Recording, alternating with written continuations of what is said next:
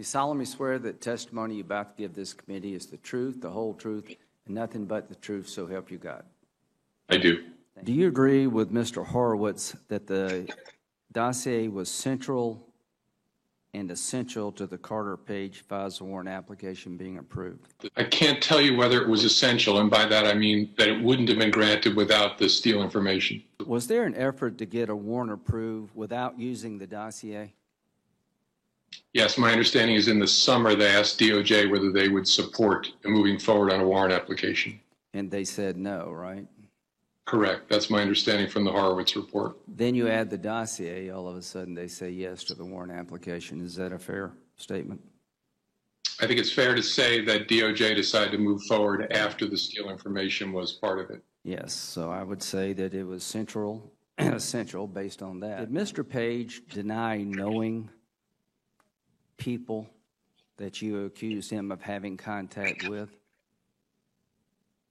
I don't remember. Did he tell the FBI that he was working for the CIA and that's why he had contacts with these people? I don't remember that. The FBI in August of 2016 had information from the CIA informing the FBI that, in fact, Mr. Page was a resource. Did you not know that? I did not know of the nature of his relationship with the CIA. Are you aware of the fact that that email later on was doctored? Again, I don't accept what you said. I don't think the record establishes he was a source for the CIA. I am aware from the Harvard Why is report. Mr. Kleinsmith facing criminal indictment? I only know what I've read in the public record, that he was accused of You're changing. the director of the FBI. You didn't know that your own agency had information from the CIA verifying what Mr. Page told you, that these contacts had a basis, in fact, because he was working with the CIA. Did you know that Mr. Kleinsmith doctored the email for it to read that there was no association between Page and the CIA, that he changed there was to there was not? How do you feel about that? I know nothing about Mr. Kleinsmith other than what I've read in the public record. Well, how do you feel in general about an FBI lawyer doctoring information exculpatory to somebody being surveilled? Any false statement in the course of an investigation is deeply But you didn't know anything about that, okay?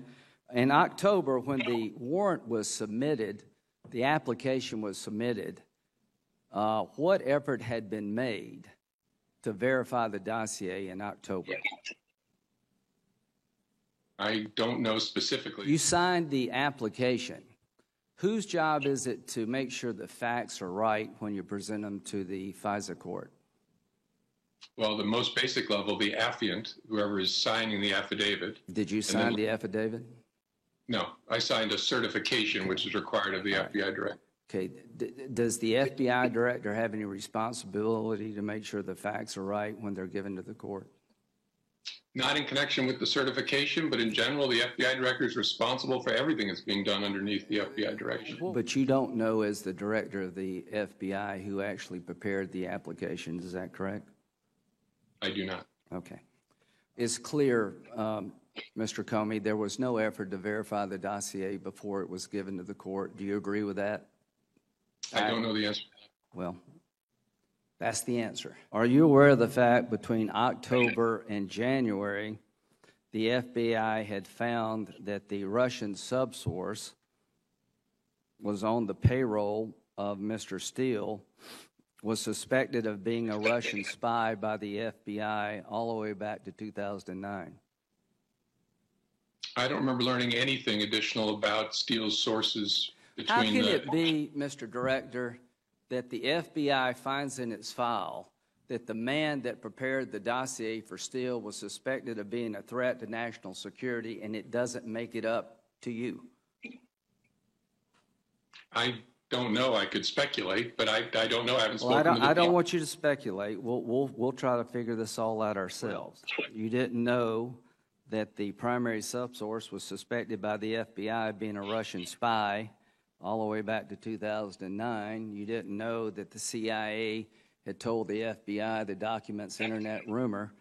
Are you aware of the fact that the subsource was actually interviewed by the FBI in January 2017? I don't remember anything about interviews of the subsource. So, as the director, was this an important case for the FBI, or is this kind of a run-of-the-mill thing? The overarching investigation was very important. The Page slice of it, far less. Given Well, I the mean, you scope. have a sitting president of the United States by January 2017.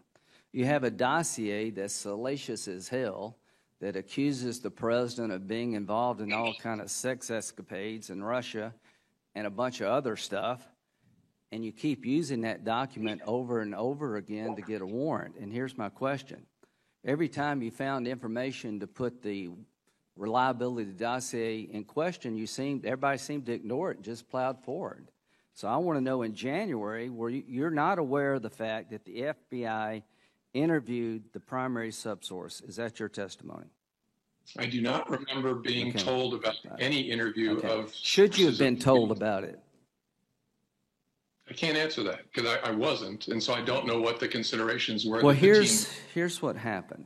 The primary subsource told the FBI in January 2017, after the dossier had been used twice to get a warrant, that the subsource has no idea where some of the language attributed to him came from, that the contacts never mentioned some of the information attributed to them, and that he did not know the origins of other information that was supposedly from his contacts.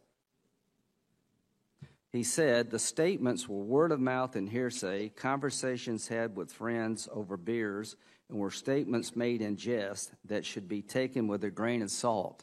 Did any of that ever get to you? Not that I recall, no. Do you agree that's pretty important information concerning the reliability of the dossier? It's information that should be weighed in light of a variety of circumstances. It's inherently exculpatory. The person who put the document together is telling the FBI, it's bar talk. It's grain of salt. They tell the FBI, and they keep using the same document. You know how they describe to the court the subsource? You know what they told the subsource in the application, the court about the subsource? That he was truthful and cooperative. Do you think those terms to the court, truthful and cooperative, fairly reflect the interview the FBI conducted in January and March? I know the Inspector General found the disclosure was inadequate in that regard. Not only, Mr. Comey, is it inadequate, it is criminally inadequate. You have a document central to getting a warrant against an American citizen. It is falling apart. The CIA says it's internet rumor. The person who prepared it was on a jihad against Trump. On the payroll of the Democratic Party, the primary subsource was a Russian agent. When that person was interviewed by the FBI, he disavowed the reliability of the document to the point that it should never have been used again. And my question is, how could the system ignore all that, and how could it be used again in April and again in June? Do you know how that's possible? Again, I'm not going to respond to your preamble. Okay. I think Mr. Horowitz found that it was not disclosed, and a variety of facts were not disclosed. He didn't find intentional misconduct, but he found concerning failures to disclose. All I can say is there a duty by the FBI to inform the court of exculpatory information? There is a heightened duty of candor, which includes exculpatory information and anything that might be relevant to the court's consideration. Do you think it's exculpatory for Mr. Page, for the court to know that when he said the people he met with was a result of him being associated, working with the CIA, do you think that would have been beneficial to Mr. Page? Again, because I don't agree with your predicate to the question, I can't answer that. Well, we got emails, and I'd be glad to show them to you about the association between the CIA and Mr. Page. Do you think it would be only fair for the court to be told that the primary subsource disavowed the document as being rumor, bar talk? You take half of it with a grain of salt. Do you think the FBI owed it to the court and Mr. Page to tell the court about these stunning revelations? I think Mr. Horowitz found, and it seems a reasonable conclusion, that they should have informed. How could the director of the FBI not know all of this? How is it possible that the system gathers so much exculpatory information? It's internet rumor according to the CIA. that the actual interview of the subsource disavows the reliability of the document, that the actual subsource was a suspected Russian spy. How could all that happen and not get up to you, the director of the FBI, of one of the most important investigations in the history of the FBI? How is that possible? I can only speculate because it didn't. And as I said, the investigation overall was incredibly important. The piece you're focused on is obviously important, but a much smaller slice. Well, it's of the very whole. important to Mr. Page. It should be important to every American. Is there anybody there advocating for Mr. Page during the warrant process? No, it's an ex parte application, meaning there's only one side represented. I just want to understand this. It's an ex parte event. It means that the cops have a duty to tell the court when they find things beneficial to the person under investigation. And over again between October and June, all the information found about the dossier made it less reliable, not more reliable, and you kept using again and again and again. And the question was their bias. At what point in time do you put two and two together? That the people behind this hated Trump, and the reason they ran all these stop signs, they didn't want to take no for an answer. So do you recall getting an inquiry from the the intelligence community in September 2016 about a concern that the Clinton campaign was going to create a scandal regarding Trump and Russia? I do not. September the 7th, 2016, the U.S. intelligence officials forwarded an investigative referral of to FBI Director James Comey and Assistant Director of Counterintelligence Peter Strzok regarding U.S. presidential candidate Hillary Clinton's approval of a plan concerning U.S. presidential candidate Donald Trump and Russian hackers hampering U.S. elections as a means of distracting the public from her use of a private email server. You don't remember getting that or being taught? That doesn't ring bells with me. Okay. Well, that's a pretty stunning thing. It didn't ring a bell, but it did come to you. Let's just end with this. You get this inquiry from the Intelligence Committee to look at the Clinton campaign basically trying to create a distraction, accusing Trump of being a Russian agent or a Russian stooge or whatever to distract from her email server problems. And how far-fetched is that, Mr. Comey, when we now know that the Democratic Party, through Fusion GPS, hired Christopher Steele, a foreign agent who had a very strong bias against Trump, who hired a Russian subsource who the FBI believed to be a Russian spy to compile a dossier that was a bunch of crap to be used against an American citizen working for the Trump campaign. You already knew that. Seems to me you'd want to investigate other allegations, but you're telling me that you don't recall this. I'm sorry, Senator, is there a question? Yes, you don't recall this inquiry I just read about September the 2016.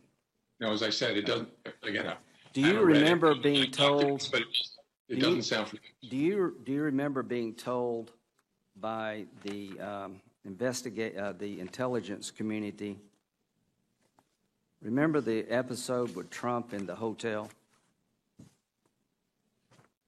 with the hookers in the dossier?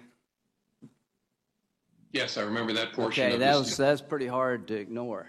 A U.S. intelligence community report contained information about the falsity of the details of Trump's sexual activity in Moscow and assessed that they were the product of Russian intelligence services infiltrating a source into Steele's network.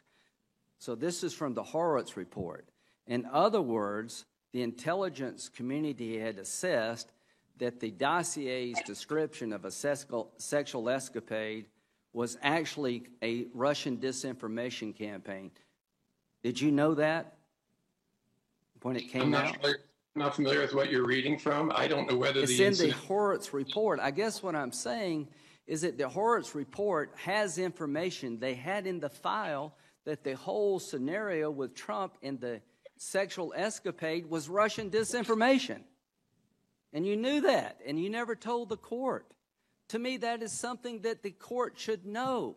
If, in fact, the Russians had infiltrated steals sources to create this myth about sexual misconduct of the president, that to me seems to cry out for slowing down and stopping, not keep using the document.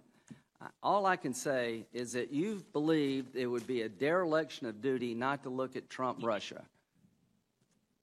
I'm not here to argue that nobody should look. I'm not here to argue that it was somebody other than the Russians who hacked into the DNC. It was the Russians. What I'm here to say is there were ample evidence of the other side being involved with Russia to create a scandal around Trump. They hired a foreign agent on the payroll of the Democratic Party who hired a Russian spy to create a document that was absolutely full of misinformation and complete lies. Did you know there is no Russian consulate in Miami? And the dossier mentions that there was one. Shouldn't the court have been told that part of the dossier is not reliable? Do you also know that Michael Cohen's adventures in Prague never happened? The dossier asserts that Michael Cohen went to Prague on some venture for Trump in Russia, and it never happened. And they know it never happened. They had information from a foreign government saying it's not true, and they never told the court. They never corrected all the misinformation in the dossier. It was used over and over again, and they never told the court about how unreliable it was. Is that a small thing or a big thing? Anytime there are material omissions in an application to a judge of any kind, but especially in an ex parte proceeding, it's a very important issue. Did you have a duty to look at any allegations regarding Clinton and Russia? I don't know what you mean. Well, you say you had a duty to look at the allegations about the Trump campaign being involved with the Russians. You've got a letter now from Radcliffe saying that they intercepted information about an effort in July where Hillary Clinton approved an effort to link Trump to Russia, the mob. Did you have an investigation to look and see whether that was true? I can't answer that. I've read Mr. Radcliffe's letter, which frankly I have trouble understanding. Okay. Thank you very much.